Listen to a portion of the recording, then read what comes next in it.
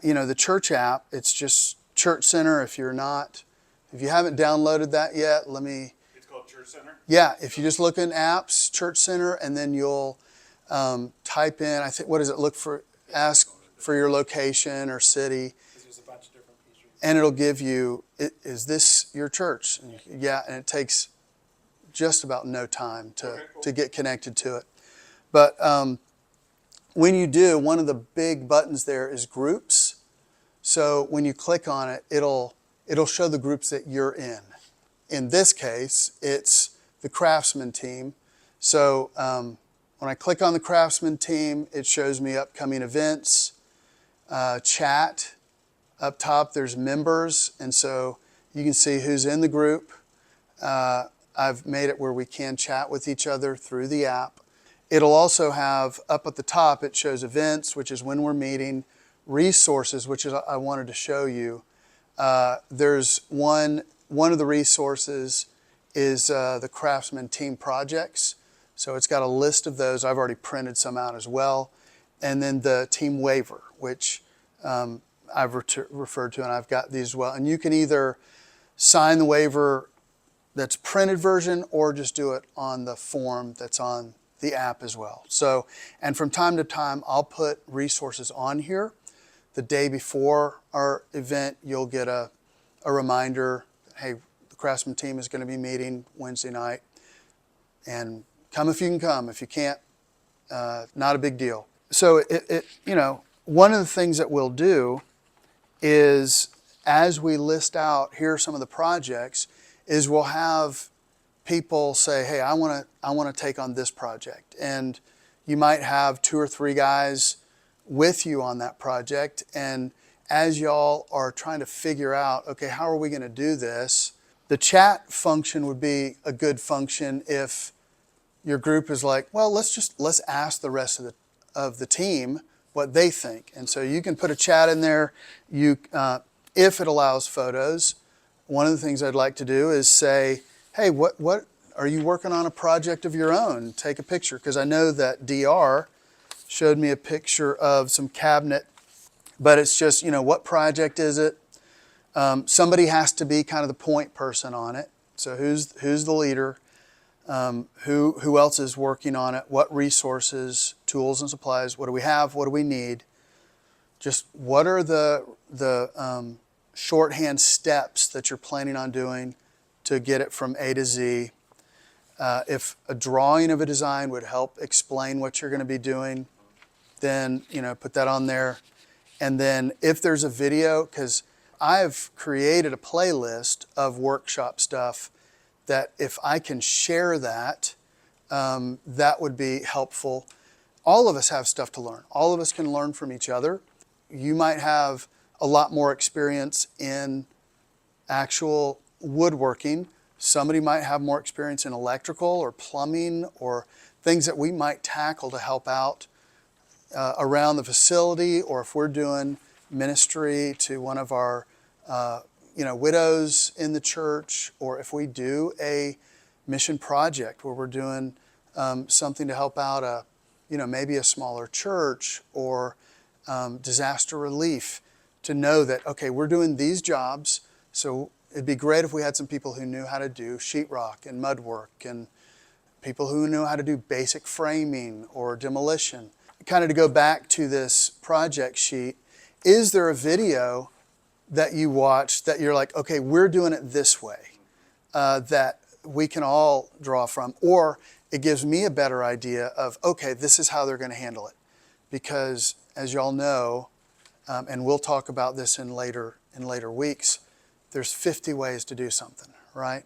When you're looking at joinery, when you're looking at what tools to use, part of the fun is going to be, as teams, is saying, well, we could use this, or we could use this, or we could do it this way. What we'll do each week is just kind of start off with an idea, a character that ties in to what we're hoping this becomes. And so I wanted to start by, just looking quickly at Genesis 1. It says, in the beginning, God created the heavens and the earth. So it goes through that first chapter, And it shows each day the different things that he created, right? And each thing he says, here's what happened, and it is good. Now, when he came to his final thing, where he created man, he said, I'm going to get there. All right.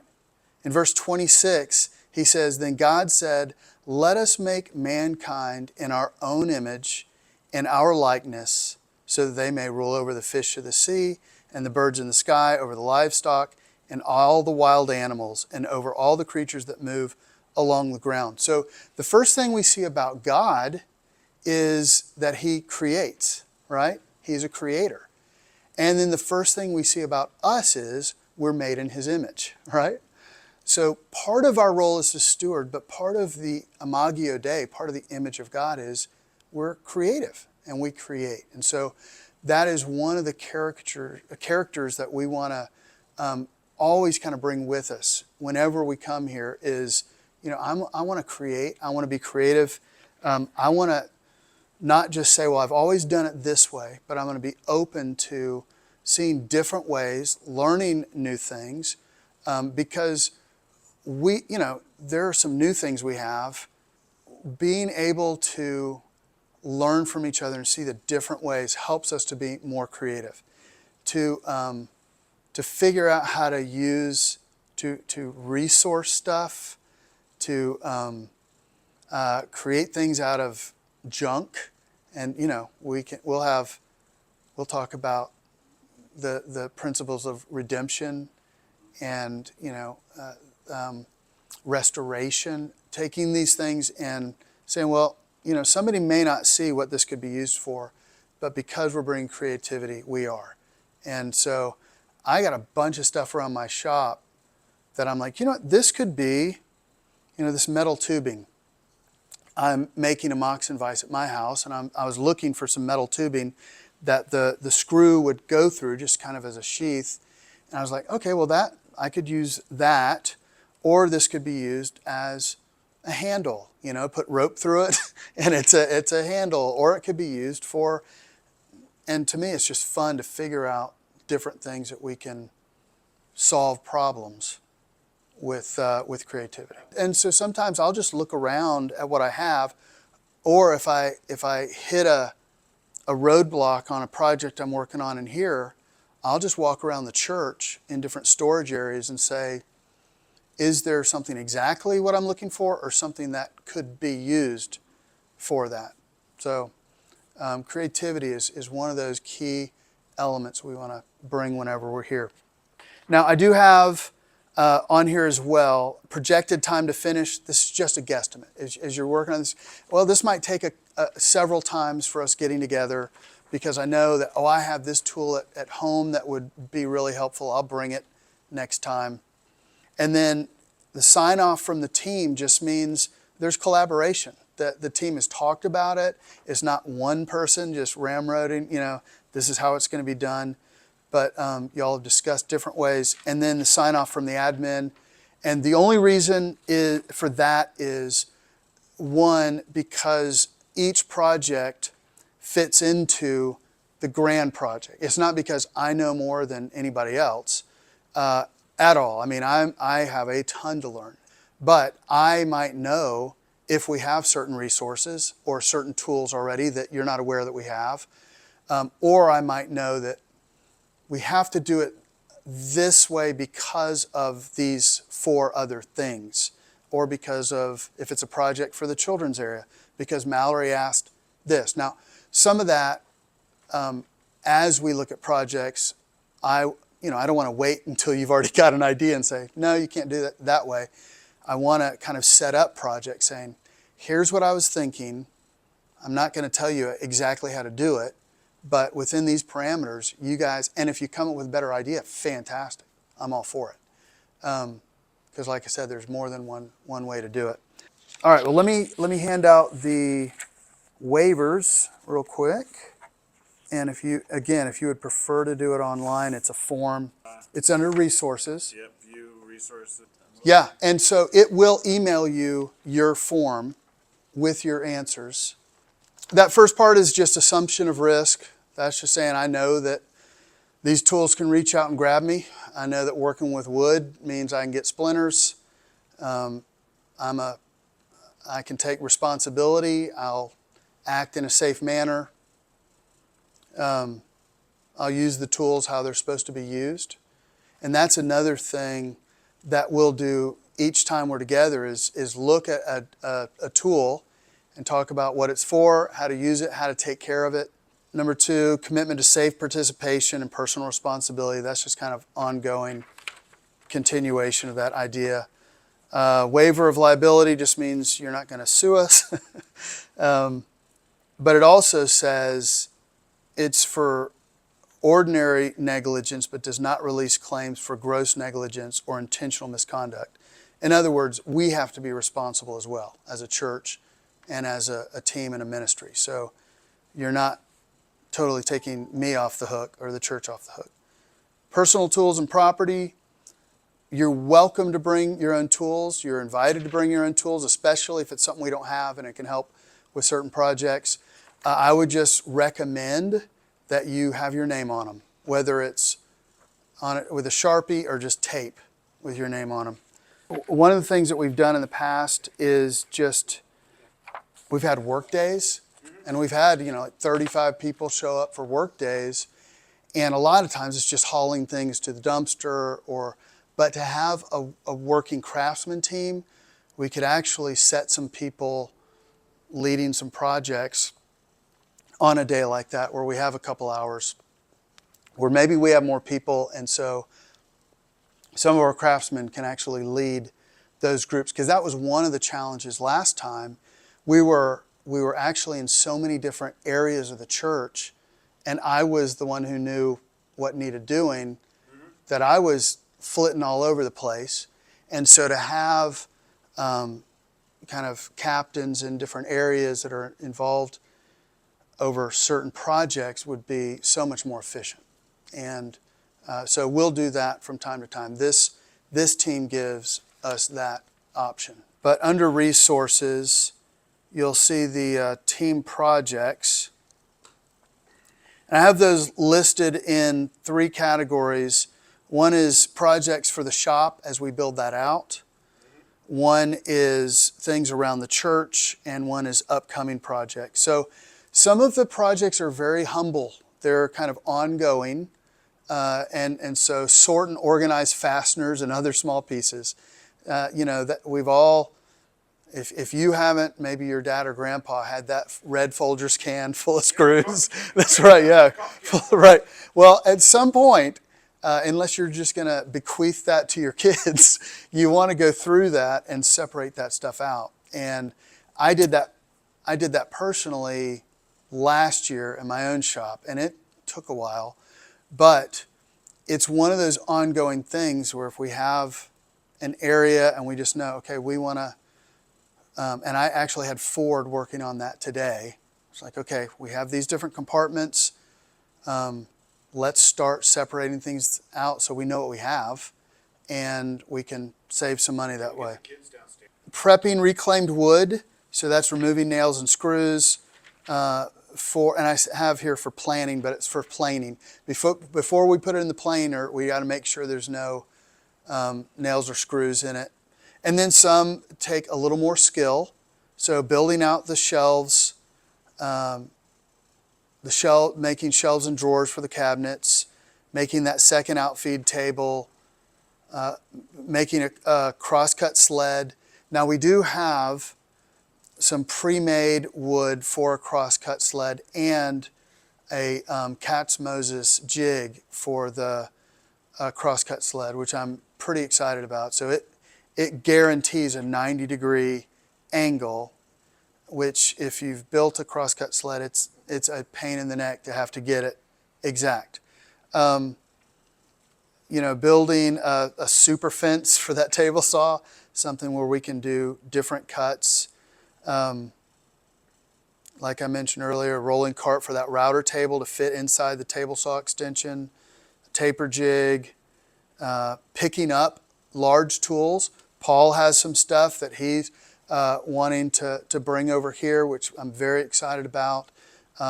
Melinda Miller is, do you know Randy? And okay, so Randy has a lot of equipment. He's donating his cabinet table saw, which I think was built in the 60s. So, I mean, it's, 8,000 pounds. yes, yeah. So probably what we'll need to do, because we're lifting it up the steps, unless we take the top off of it and take it in two pieces, two or more. Yeah, taking it apart there will help us transport it and get it up here. So you asked if there's room. Not at the moment, but that is something that we could actually have it on this side of the shop, tied to the other outfeed table, and or we could have it in the concrete closet. Around the church, there are some simple things like we do need to put up some new whiteboards that we're replacing these that ghost with glass whiteboards. Those are super heavy though. And again, they don't fit in the elevator, so it'll take several people to get up there and line up with the hardware, because it actually comes out from the wall about 3/4 of an inch to an inch. I think there was about 6 of us trying to get the one up. We already have some ministries asking us to do some stuff. Jay asked us to make a handrail for the new baptistry. So the one that is, it's kind of an iron rail that he doesn't really like the look of. I'm not going to replace iron with wood. So what we'll do is see if we can't cover it, exactly, with hardwood that matches the stage. So whether that's with a router or what, make it look really nice but still very functional and stable. And the beauty of building out the shop is we get to try new things, learn new techniques. People that aren't as familiar with woodworking or stuff can learn in there on that stuff. But I would like to make a new welcome desk that looks a lot more modern and nice. I'd like to eventually, the cafe area, that the cafe desk, it was actually a receptionist desk. It's not, so there are some things that make it harder on the team. You can only get 3 people working at a time. Eventually, I would like to sell more stuff, make more things available. So those kind of things we're good with. If we don't have room for it here, you know, we have the sticks. We have the sticks up against the wall on the rack. We have plywood or pegboard, different things like that up against the wall, and then extra stuff that either needs nail pulling or work on, we have in the concrete closet. So we have that area as overflow. Typically, it would be like hardwoods that we can run through planer, and the bulk of it is in good shape. Treated lumber today is not the same as treated lumber of yesteryear, where the treated lumber now, because of all the regulations, actually doesn't last all that long. But I would say if you're talking about 2x4s, 4x4, that kind of, those kind of sticks, I would say things that are not warped or bowed or have a lot of rot in them. Some of the stuff we just toss. Plywood, if it's in decent shape, yeah. And I know there's different levels of plywood. I mean, there's the cabinet grade birch, and then there's some of the junky plywood that was used previously for the stage that's got gaps in it and a lot of knots. We can still use some of that stuff for like the mobile lumber rack. Doesn't have to be cabinet grade plywood, but typically pressed board, especially if it has water damage or if it's got a veneer that's peeling, we don't want to mess with that. Now, there are some desks downstairs in storage that have scratches and stuff, and I'll take the tops off of those because they'll typically have like a hardwood veneer, and it is pressed lumber. But if we're using it, like those cabinets, the speaker cabinets, pressed lumber, but they're formed in that box to where they're very solid structure. And I built them, I raised them by putting them on top of 2x4s, so it's not going to get water on them. That does give us a little bit of space. And then when we're working, we can actually pull stuff out into this room. But part of the waiver and the agreement and expectations is we put stuff back when we're done with it. We clean up. We do have a little stick vacuum, and so you wouldn't believe how this room has looked at times during the week. And then we make sure it's set up for life group by when we leave. Fortunately, Harbor Freight has different levels of quality, and so their Hercules series is good stuff. So I've gotten some stuff there, and we don't turn our nose up at Harbor Freight. We just if we get it, we want to make sure it lasts. So we just refinished. We just the whole worship center. Yeah. So they pulled a bunch of poplar and red oak and threw it in the dumpster. And so I climbed in the dumpster and pulled stuff out, after hours on Saturdays and pulled a lot of nails, a lot of screws, and stuff that did not look that impressive in the dumpster. But man, you run it through and it's absolutely beautiful. In fact, I'll show you. Yes, I have a workshop at home, and so I created a butcher block surface for my planer to sit on top of. So that's just the poplar. And so I cut that. Let me see if I can find just kind of pieces that I just kind of glued up and then ran through the planer again. There's my pick. But this is some of that reclaimed wood. That's that's poplar. Gosh, didn't realize it had gotten that big. But we have tons of it. And so that's red oak. We have the ledge of the baptistry in there that's probably 2 inches thick of red oak. And so that's the finished piece. So again, this was just scraps that they threw in the dumpster of the new trim that they were putting in, not fancy wood. And I just popped it with the nail gun. And so that fits under my table saw out of the way, and I can just pull it back out whenever I need. But that's all that cost me was casters and fasteners. There, like I said, we are already starting to hear from the ministry saying, would you do this? Would you do this? So this all started when we were pulling stuff from under the stage a year ago. And there were things that were, I think they were for the choir stage supports. And so they were these long things that had accordion closing on the both sides, and then these little slots that would stick in to stabilize it. Well, I was looking at these things going, if you took off the hinged parts and just made stiff wood and lifted it up, you have shelves. And so I know that Logan in the youth area, they had a area where stuff was just thrown. Okay. And I said, Logan, what if we were to build some shelves? And so that's where this whole thing started. It kind of got me back on enjoying that stuff, but also seeing the use of taking stuff that has been used, stored, we're never going to use it again. Can we use it for something else instead of spending money? Because this church, like every other church before 2008, before other kind of tightening belt moments, spent money like no other.